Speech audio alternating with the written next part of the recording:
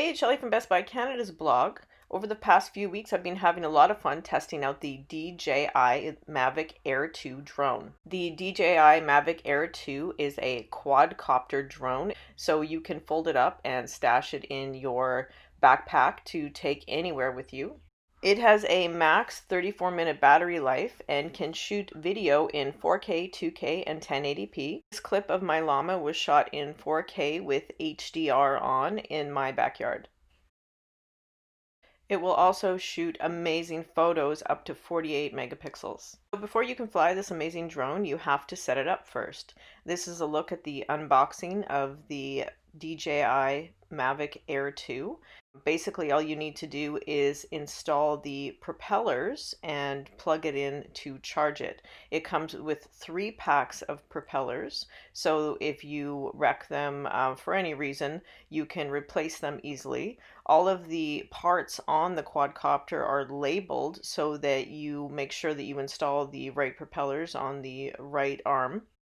It's a very lightweight drone, and the foldable arms make it easy to fold it up and store it so you can take it with you everywhere. And the included battery charger will charge both the drone battery and the remote control at the same time. It takes an hour and a half to charge the battery from empty. There are indicator lights on the battery so you can see how full the charge is at any given point in the charging process. The DJI Mavic Air 2 has 2 slots on the side of the drone, and one is for a micro SD memory card. You're definitely going to want to invest in a memory card for this drone. I would recommend up to 256 gigs, which is the maximum that it can hold. Here's how the battery pops off of the drone, and you will just insert it into the clip with the charger, and that's how it charges. The DJI Mavic Air 2 is not just a drone for drone hobbyists, although it is more than enough drone for that. This is a drone for everyone. It is so easy to use.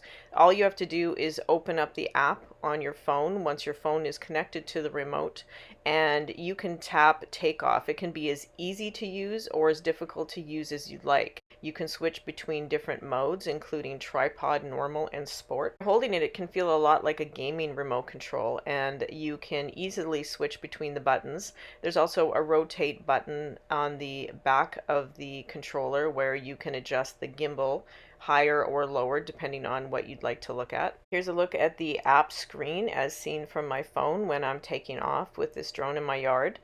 We have 12 acres, so we have lots of room to fly. If I wanted to take a look around the area I was in to see where I could fly the drone, there is a screen you can tap for safe fly zones.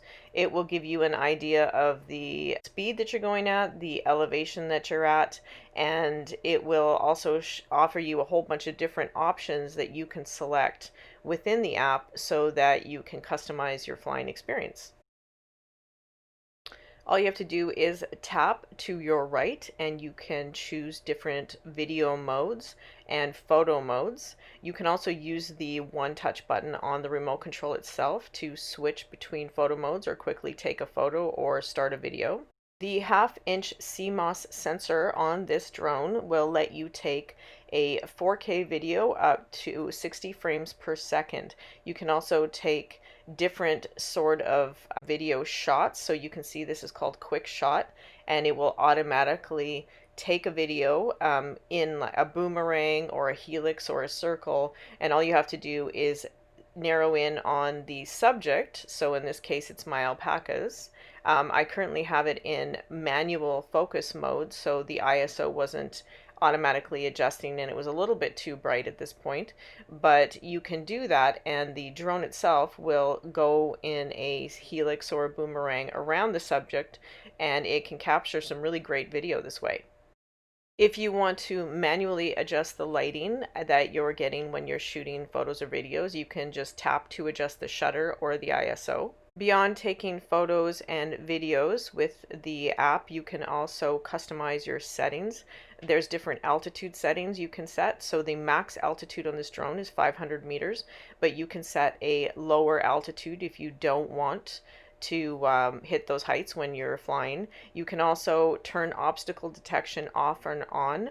You can turn on the advanced pilot system, which makes it a lot easier to fly this drone. Also various camera settings, and you can set it to fly on the 2.4 or the 5 gigahertz band. What's great about this drone is that it will seamlessly switch between those two bands on its own to maintain the strongest connection. All of these different customizations mean that it's easy for anyone to get up in the air and fly this drone and take amazing photos and videos with it. But if you're an advanced user and you want to capture different types of photos, or you want to really elevate your drone photo and video game, you can easily customize everything on this drone. We tested out everything from the max altitude to the max speed. Here we are elevating to approximately 460 meters. I didn't want to go any higher than that.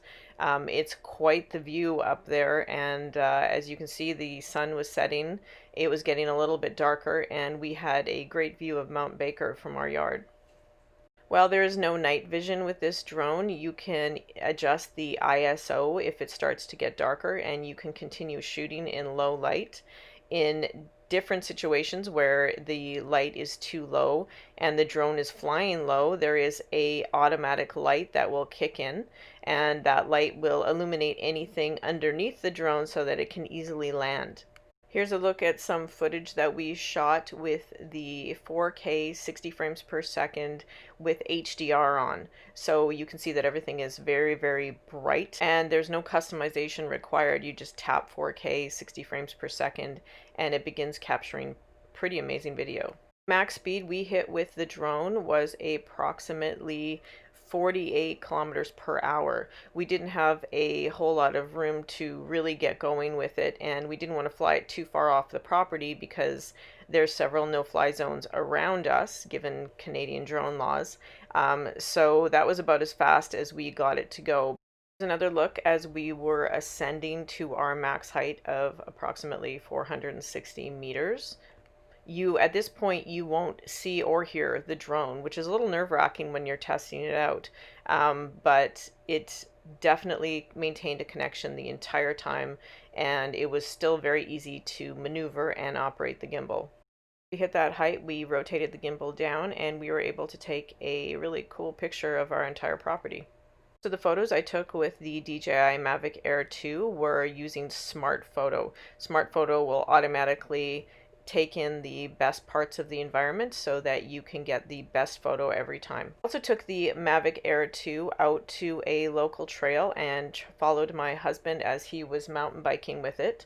The cool thing about this drone is that it has onboard obstacle avoidance. So even if you want to fly it in a heavily treed area the way that we did, you'll notice that the drone will actively avoid all of the obstacles. In our case, we wanted to avoid trees while we were following him down the trail, so you can use a few options. You can fly it in normal mode and just fly down the trail behind the subject that you're following, or you can use auto follow and have the drone itself follow the subject down the trail or the road or wherever you're riding. I found it easier to use normal mode and just chase the bike down the trail.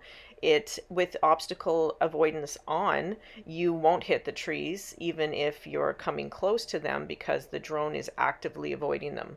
That also means that it runs a little bit slower. It's not going to fly as fast, but you still have enough speed to keep up with your subject. I also use sport mode when following a subject like ours on a mountain bike, but that does not use obstacle detection. Sport mode will turn obstacle detection off, so you're running the risk of crashing your drone.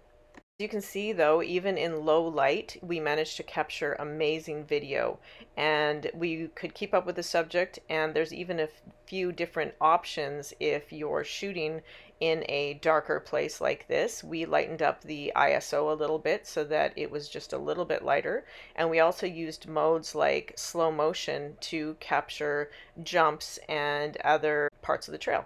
Here's a shot of the light coming on underneath the drone, so that light can be turned off and on via the remote control. and you can just use it to ensure that you have a safe landing when things are getting darker. There are so many different ways that you can use the DJI Mavic Air 2 that you will have to spend a lot of time using it just to test them all out. My biggest recommendation for this drone is to purchase the additional batteries. You do definitely get about 30 minutes per battery charge. There's just so much to do with this drone that you'll easily run through that and you'll have to go in and recharge. So those additional batteries will keep the fun going for as long as you want to. Anyone can fly the DJI Mavic Air 2. It's simple to take off, it's simple to land, it is so simple to capture really amazing footage of anything that you'd like to shoot. I have a lot more to say about the DJI Mavic Air 2 on Best Buy Canada's blog, so head over there for my full written review as well as other photos. Thanks for watching.